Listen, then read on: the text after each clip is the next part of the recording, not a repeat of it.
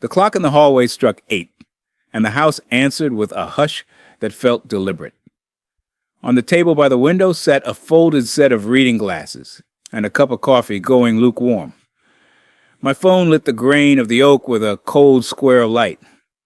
2 sentences. We need space. Don't reach out. Below them, a small red heart. Not from my son's number, but from my daughter-in-law's, pressed like a seal over wax. I didn't call back. I didn't type the nervous, elderly counterspell. Are you sure? I took a breath. I let the blood finish its race. Then I lifted the phone and described out loud what I was seeing so my mind would file it. A screenshot of an iMessage, time-stamped, with those 2 lines and a heart icon. I said it like a clerk reading a receipt. A record, not a cry. The coffee had that second sip bitterness only birthdays can give. 69. A year that sounds like it comes with a pamphlet about graceful exits. Out the window, Maple Ridge was the color of a soft sweater after rain. I placed the phone face down and listened to the silence of my house. Its planks, my wife's piano closed like a book, the long breath the refrigerator takes. No door would open behind me and solve this. I had made these people. I had fed them. I had given them plates. And now they had pushed back from the table and told me not to follow. I stood and went to the hall desk. The top drawer slides with a familiar resistance. Inside, the yellow folder waited, roughed by years of hands. In black ink, block letters, amended and restated trust, Edward Hale. The folder smelled faintly of paper and a winter coat. I set it next to the phone. I spoke again, softly, to no one and to everyone. My dignity is not a negotiable instrument. My legacy is not a monthly allowance. If you ever receive a message that tries to close a door on you, write down exactly what it says, when it arrived, and how it was sent. Keep the record in one place you can find when your feelings have calmed. This is not legal advice. Consult a local professional. I blocked the numbers. I wrote a note to myself about certified mail and the importance of a stamped envelope. I called the bank's automated line and listened to the pretend woman pronounce my name. When she asked what I'd like to do, I said, zero out spending limits on all authorized user cards. She did not ask me why. Computers never ask why. They accept the boundary. They click a switch. They lay down a rule. In the late afternoon, a notification reached across my screen like the hand of a polite waiter. Account freeze confirmation. I opened the email, read it aloud as if it were part of a story in a courtroom.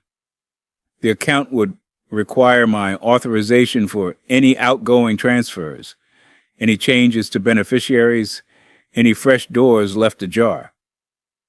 I printed it. I remembered the feeling of paper in a world of screens. The printer hummed its small hymn and delivered me 2 clean sheets. I placed them in the yellow folder. By 7:12 that evening I knew, because another alert told me that the black card had been presented at a restaurant and declined. I took a slow breath. I pictured a host in a slim black suit bending at the waist, a small apology. I pictured my son's mouth forming a question, and my daughter-in-law's thumb moving toward her phone.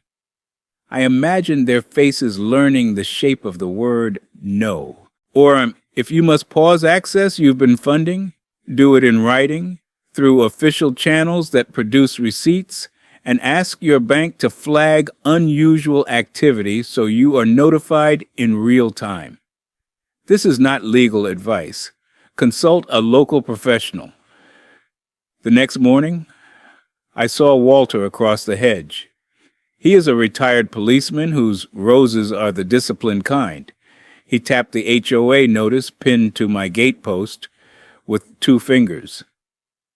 Guest vehicles, he said, sympathetic without choosing sides. They rode up 5B last night, loud, headlights sweeping the lake. Thought you should know. I nodded, took the paper, and read the title like it was a chapter. Notice of violation, guest vehicles, and noise. I added it to the folder. Inside the folder, the life of a man was becoming a small museum. A screenshot of a message, a printed email, an HOA violation notice with a faint smell of tape. I set a fresh blank sheet on top and handwrote a list. Estate accounts, brokerage, trust terms, vehicle leases, a line for each, a box I could check. Under trust, I wrote, Ruth Delgado. Call. Under scholarship, I wrote my wife's name, and beside it, a small rectangle like a plaque. The secretary at Delgado and Fairchild had a calm voice. She found me a slot after lunch, the kind of mercy law offices can summon when the caller sounds like a man standing at a gate. I wore a navy jacket my wife loved and brought the folder in a canvas bag that had survived 3 moves. Ruth has the sort of presence that puts chairs at right angles and uncrosses hands. She let me talk until my voice became level. Then she asked to see the materials. The screenshot, the printed email, the HOA notice. She looked at them the way a mapmaker looks at coastlines. The trust is revocable, she said in a low, even tone. That means you can amend and restate it. You've granted access in the soft ways people do. Authorized user cards, vehicle leases, recurring allowances. We will inventory those doors. We will decide which to close and which to guard. She asked what I wanted for the world after me. I used my wife's name again and found I could say it as a plan rather than a loss. A scholarship, I said, for students who work while they study, for the stubbornly decent to be endowed, not a campaign, not a season, a thing that lasts. Ruth nodded like a conductor catching the rhythm of a new piece. If contact resumes, she asked, how would you like it to look? I said, in writing, respectfully, without the quiet assumption that money is a form of love. She made notes with a deliberate pen. Then we'll set those terms in the air and in the paper, she said. On the way home, the car felt different, as if the steering wheel had shifted 2 degrees toward true. At a red light, a second bank alert arrived. 3 failed authorization attempts on a discontinued card. I did not picture the scene this time. I pictured the system working as designed. That night, I drafted a short diary of events in a composition notebook with a marbled cover. 8 a.m., message. 9:20 a.m., block numbers. 11 a.m., bank call. 1:30 p.m., meeting set. 3 p.m., HOA notice. 7:12 p.m., declined card.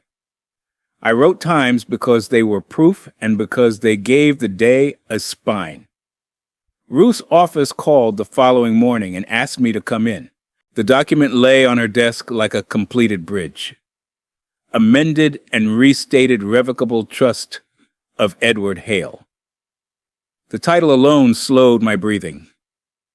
She guided me through the sections, page by page. Specific beneficiaries had been replaced by a structure. An endowed scholarship in my wife's name, administered by a community foundation that cared about receipts, not gossip. Conditions for conditional support were established in plain English. A demonstrable plan for self-support. A year of respectful communication. No third-party mediation by text. The allowances were ended. The authorized user cards removed. Vehicle leases wound down. A clause addressed contact. We would use certified mail with no doorstep confrontations. She set a fountain pen beside the signature page. I signed with a steady hand. She stamped and witnessed, and the document took on that substance only paper can carry, a weight against air. If you are revising a will or trust, ask an estate professional to walk you through each access point you've granted, credit cards, leases, subscriptions, and to show you how to close or monitor them in a way that produces records. This is not legal advice. Consult a local professional. I left her office with copies in a fresh yellow folder stapled at the corner. The label read the same, but the contents had teeth. On the sidewalk, the autumn light had the clean edge of a first decision kept. A bank of clouds threatened rain, then decided not to. From my desk at home, I drafted a letter. Polite, certified, self-contained.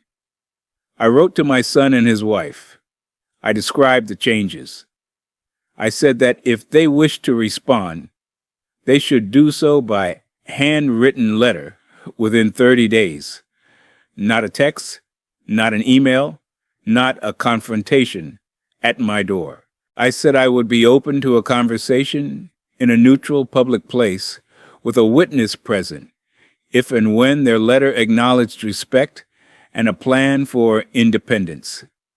It was a letter not of punishment, but of architecture. I placed 2 copies in envelopes and drove to the post office. The clerk weighed them, applied the labels, and handed me the receipts. I watched her hands and thought of all the quiet justice that passes beneath fluorescent lights. That evening, a different alert sounded. The leasing company had acknowledged receipt of a notice to terminate. The car that had become a costume would revert to a car. The next morning, at 2:43 a.m., a tow truck took the Range Rover from Unit 5B.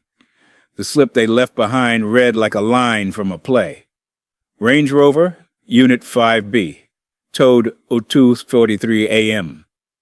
I placed it, its thin thermal paper still warm, into the folder. The folder could no longer close flat. A day later, there was movement at the gate. Security logged 2 visitors asking to see me. The guard called the house. "I'll remain inside," I said, and returned to the garden. Bach was in my headphones, a cello line that knows how to stand without shouting. I trimmed the rosemary. I thought about how many emergencies or invitations to reintroduce panic into systems that run on fuel and patience. The guard walked the couple back to their car. He wrote a sentence in his ledger that made no judgment and captured everything. Visitors departed at 3:07 p.m. after homeowner declined contact. If someone tries to force a conversation at your doorstep when you've asked to keep communication in writing, you can inform security or law enforcement that you prefer written correspondence and keep a log of the time and outcome. This is not legal advice.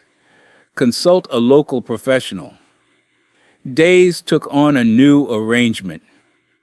Without the constant small withdrawals of attention, there was more of my mind to go around. I organized the financial boxes in the study, and in the bottom of one I found the program from my wife's memorial service.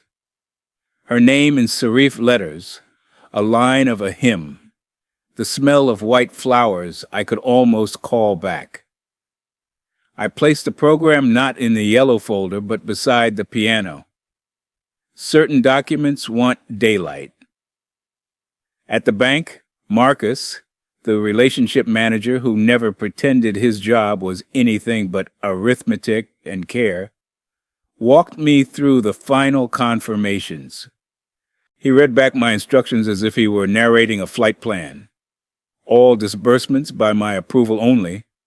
alerts for failed transactions, removal of all authorized users.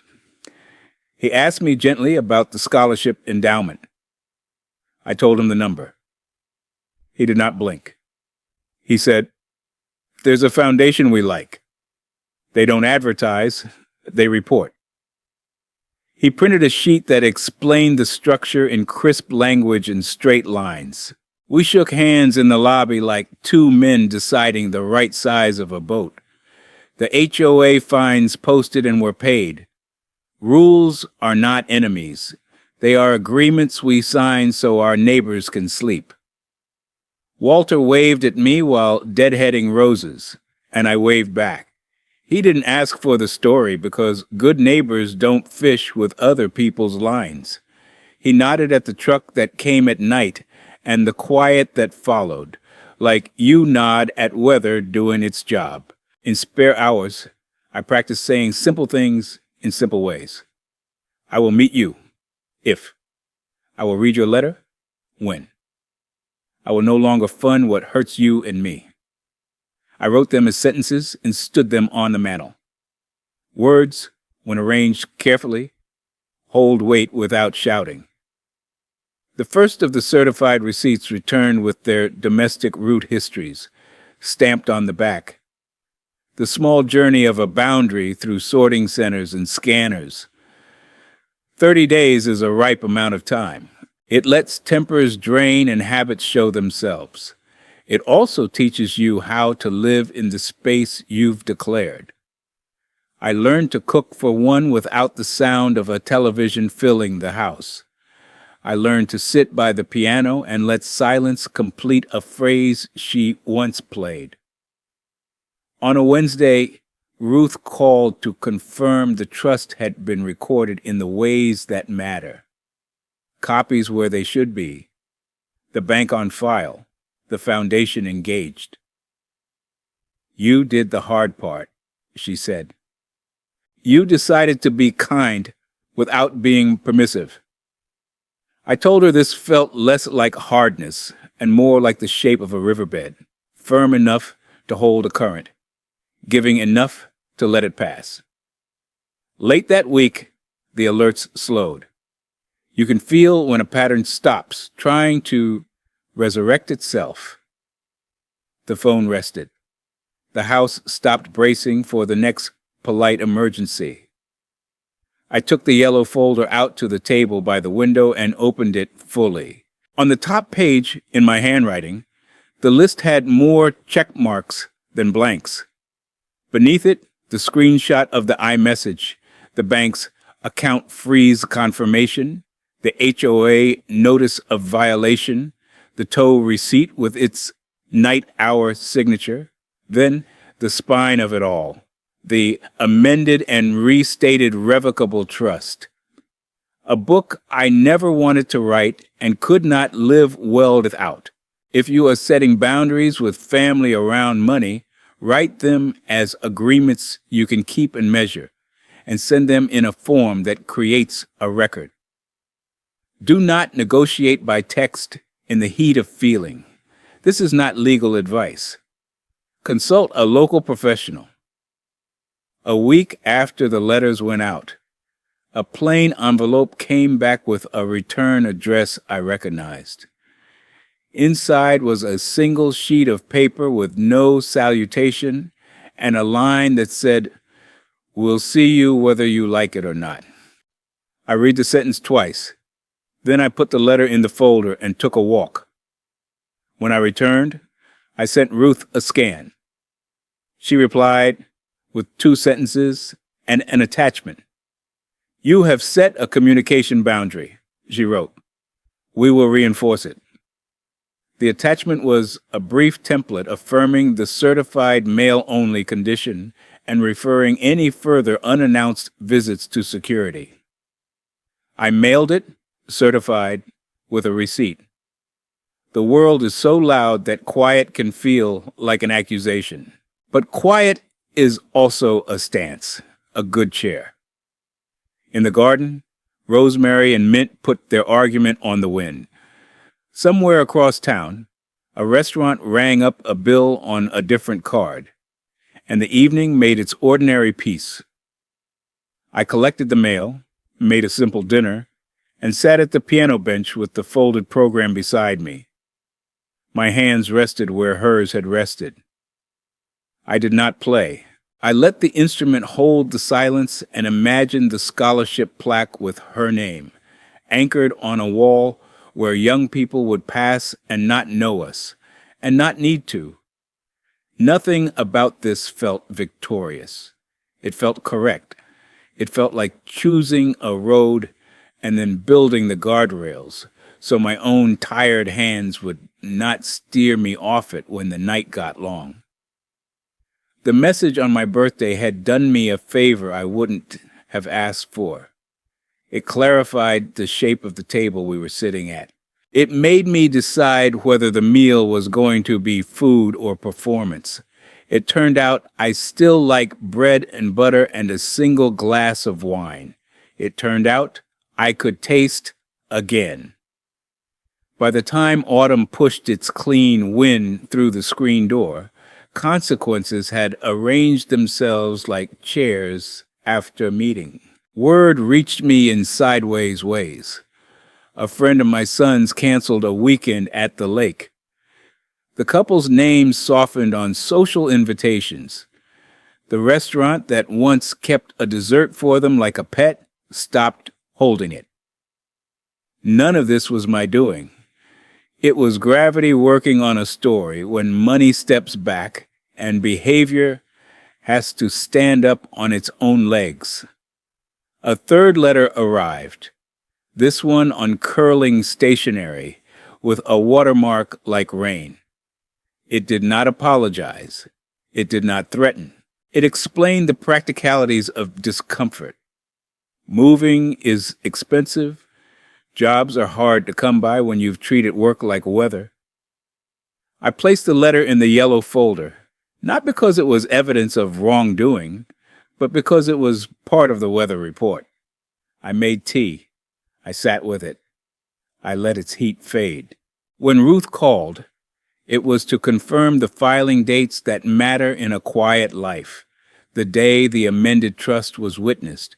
The day the bank acknowledged changes. The day the community foundation opened the endowment account in my wife's name. You've moved from promises to mechanisms, she said. Mechanisms are merciful. They run even when you're tired. I thought of the refrigerator's steady exhale. I thought of how mercy sometimes hums. If you are building a structure for your estate, ask your attorney and financial institution to put timelines in writing.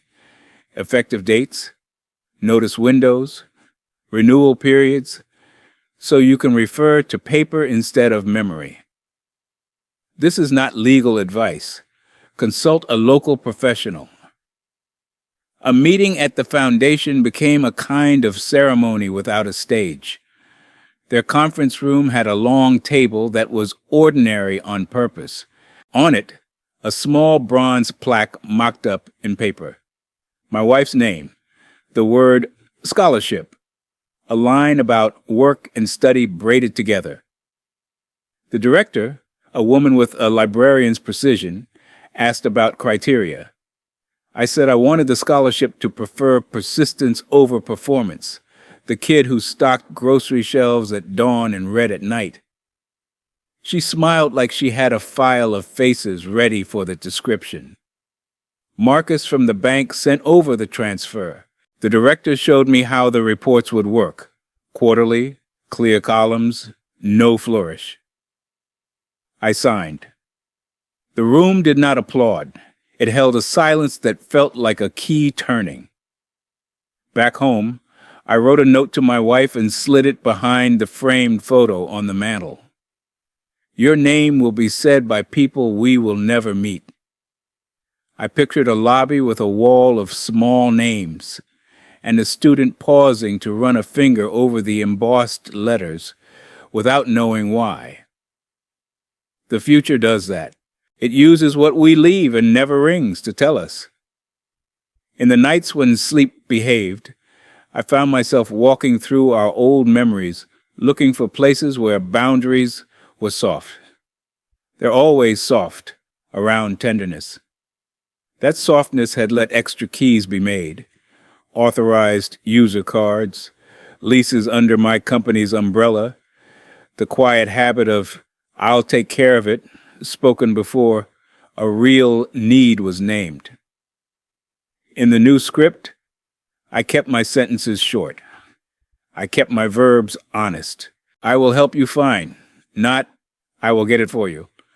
I will meet you, if not I will meet you. When? Small words, but they moved the load-bearing walls. Walter waved one afternoon from his roses and set down his shears. He said he'd seen the tow truck again for another unit, and it made him think of conversations he'd had in his years on the job. How sometimes the only way to help a person was to give them back the consequences that belonged to them. He didn't ask for details. He just gave me a nod that said, "You can be steady without being cruel. If you're trying to heal after conflict around money or respect, choose one small ritual you can repeat. Journaling 5 lines at night, a weekly walk without your phone, a standing check-in with a counselor or trusted friend. Repeat it even on the days the wind is wrong." This is not legal advice.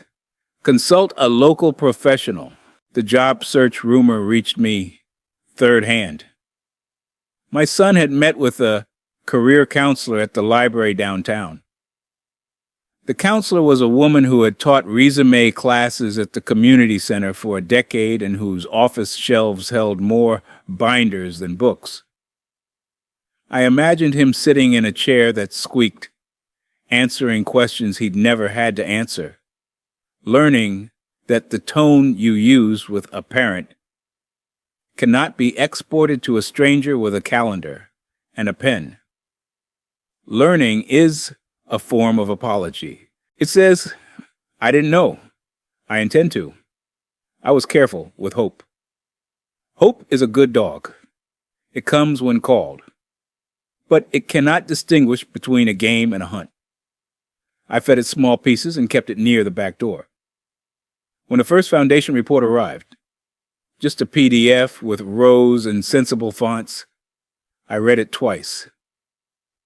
The endowment had a beginning balance. The market had done what the market does in a quarter. The net change was plain.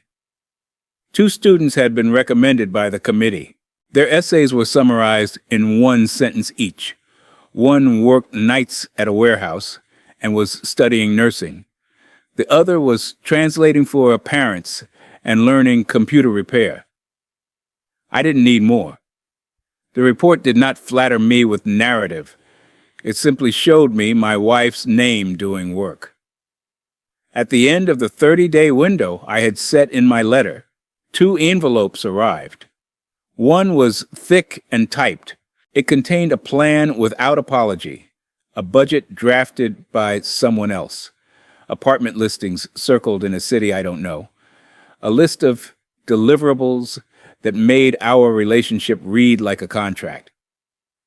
I folded it back into its own ambition and filed it under attempts at control. The second envelope was thin and hand-addressed. Inside, on lined paper torn from a spiral notebook, were 42 words. They were not art. They were true. He said he had been unkind, that he had mistaken ease for love, that he was seeking work and would not press my door. He asked if we could meet briefly in a public place with a witness. He wrote his own return address. I placed the thin letter on the table and rested my hand on it like a priest over bread. I waited a day, then wrote back. I agreed to meet at the library where the air smells like paper and pencils, with Ruth present as a quiet chaperone. I listed the conditions I had already written once and was willing to write again, respectful speech, no money proposed or requested, a time limit, and the understanding that this was a beginning, not a negotiation. The library meeting room is the best kind of neutral. Fluorescent lights humming, a clock you can hear, chairs that scoot with a small squeal. Ruth sat with a legal pad but did not write much. My son came in with his shoulders arranged like a person who had been practicing. He looked older in the way people do when they sleep less and ride buses. His first words were careful. Mine were too. We spoke English without dialects of guilt or debt. I told him my boundaries were not punishments, but rails that let me stay on the road. He told me he had confused access with affection. We agreed on a schedule for letters, not texts. We did not shake hands. We nodded like men completing a small, sober job. If you decide to meet after a period of distance, choose a neutral, public setting with clear start and end times.